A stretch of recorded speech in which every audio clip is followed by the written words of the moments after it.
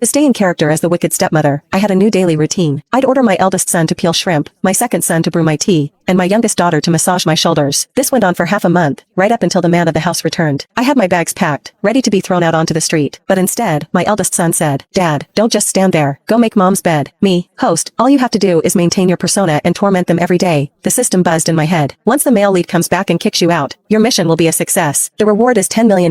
You know, I puffed out my chest and promised, "Don't you worry. When it comes to being wicked, if I'm number 2, no one dares claim to be number 1. The system, reassured, vanished. A new boss has to make her presence known. I gazed at the 3 little pipsqueaks standing before me, lined up from tallest to shortest like Wi-Fi bars. I decided to make an example of one of them to show the other 2 I meant business. It was time for them to taste my wrath. "You, come here and rub my legs." I pointed a perfectly manicured finger at the eldest, Leo. In the future, he was destined to be a brooding, manipulative man who cared for no one but his younger siblings. Too bad for him. Right now he was just a little pawn I could move around my chessboard. He knelt by my feet, his small body radiating humiliation. "Harder. Are you made of fluff? Put some muscle into it." The moment the words left my mouth, a sharp pain shot up my leg.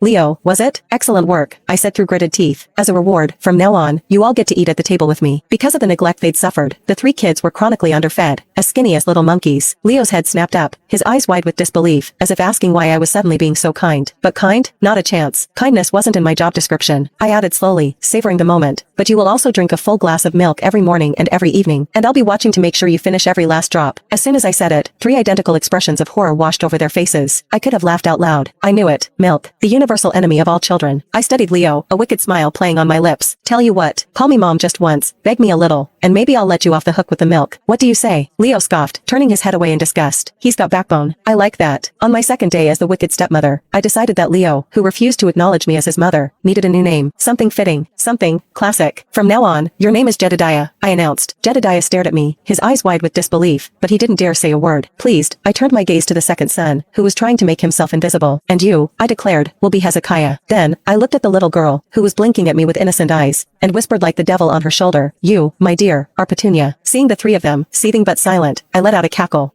Being the wicked stepmother? It was a blast. Even a wicked stepmother has her troubles, though. With my husband away, any trouble the pipsqueaks got into at school meant I was the first person the school called. My phone rang bright and early, jolting me from a dead sleep. "Is this Noah's guardian? Noah was caught stealing money from a classmate. We need you to come to the school immediately." "Noah? A thief?" I dragged myself out of bed, and by the time I reached the principal's office, I could hear a shrill voice screaming from inside. "You trashy little thief. You're nothing but gutter scum, learning to steal at your age. I bet your mother stole the money for your tuition, too. You reek of poverty. You little animal. You're a disgrace. Today, I'm going to teach you the lesson your mother clearly never did." I took a deep breath and shoved the door open. There was tiny Noah, not even as tall as the desk leg, with a bright red handprint blooming on his pale cheek. Tears welled in his eyes, but he refused to let them fall. When he saw me, his head dropped in panic. The teacher stood up